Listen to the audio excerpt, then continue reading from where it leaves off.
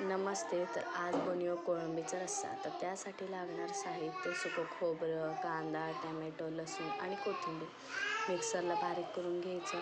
आणि जर का मसाला जाड वाटला की थोडं पाणी उठून आणखीन एकदा फिरवून घ्यायचं. आणि मग गॅसवरती कढई ठेवायची, त्यात 2 ते 3 चम्मच तेल टाकून घ्यायचं. तेल गरम झालं की मग कढीपत्ता, मोहरी आणि जिरं, वाटण काढलेला मसाला टाकून मिश्रण सगळं एकजीव करून घ्यायचं. मिश्रण एकजीव करून झालं की मग आपल्याला हवं एवढं लाल तिखट घालून घ्यायचं आणि 4 ते 5 मिनिट तेल सुटेपर्यंत ठेवून द्यायचं.